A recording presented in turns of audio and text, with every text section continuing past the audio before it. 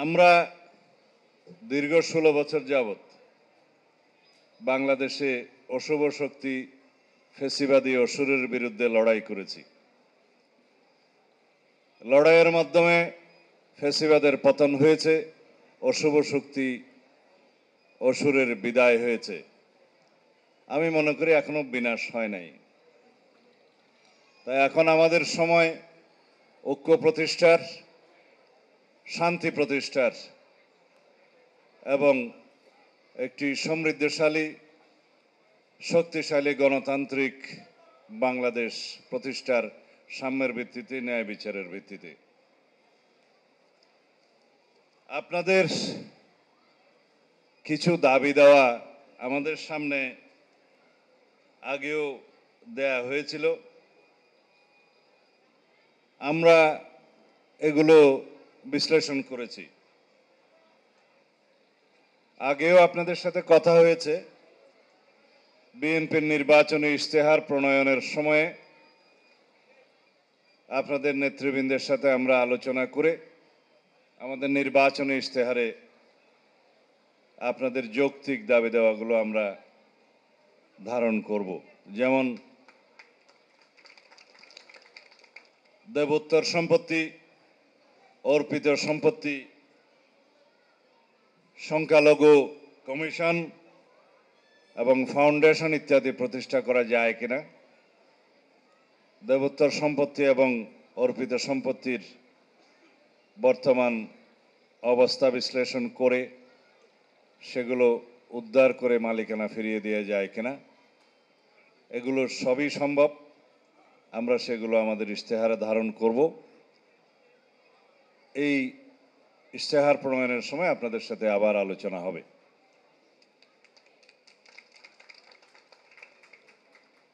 আমরা বাংলাদেশে হিন্দু, বৌদ্ধ, খ্রিস্টান,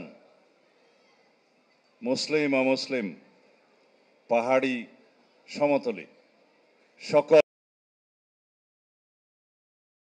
সমন্বয়ে আমরা সমন্বয়ের রাজনীতি করি। রাজনীতিকেই আমরা মূলনীতি হিসাবে গ্রহণ করি। সুতরাং আমাদের মধ্যে বিএনপি আমরা যারা করি, বিশ্বাস করি আমরা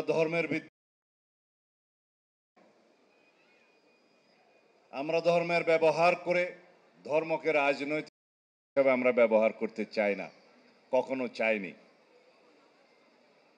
আমরা বিভাজনের রাজনীতির বিরুদ্ধে ধর্মের ভিত্তিতে। আমরা এই দেশের সবাই নাগরিক, সাংবিধানিকভাবে আমরা সবাই সিটিজেন। এখানে কেউ যেন আমরা সম্প্রদায় না হই, আমরা যেন সবাই সিটিজেন হই। সেজন্য সিটিজেনের সমস্ত অধিকার সাংবিধানিকভাবে যা উল্লেখ করা হয়েছে সেটা কার্যকরভাবে প্রয়োগ করাই হবে আমাদের লক্ষ্য। আমাদের সংবিধানে ধর্মের ভিত্তিতে কোনো বৈষম্য নাই, আর্টিকেল 28, এবং সমস্ত ধর্মের উপাসনালয়, কার্যক্রম এবং প্রচার স্বাধীনতা আছে, আর্টিকেল 41। কিন্তু কার্যকরভাবে এটার প্রয়োগ আমরা নিশ্চিত করব। অতীতে হয়তো আমরা দেখেছি রাজনৈতিকভাবে বিভিন্ন কারণে গত ফেসিবাদী শক্তি আপনাদেরকে ব্যবহার করার চেষ্টা করেছে, বুটের বাক্স হিসেবে ব্যবহার করার চেষ্টা করেছে। সেখান থেকে সবাইকে বেরিয়ে যেতে হবে। আমরা কেউ সম্প্রদায় নই। বাংলাদেশে সবাই যার যার নিজ নিজ ধর্ম চর্চা স্বাধীনভাবে করবে। আমরা সবাই, হয়তো কেউ এক এক ধর্মের অবলম্বন করতে পারে, ধর্মাবলম্বী হতে পারে, নিজেরা যেন কেউ সম্প্রদায় হিসেবে পরিচয় না দেই।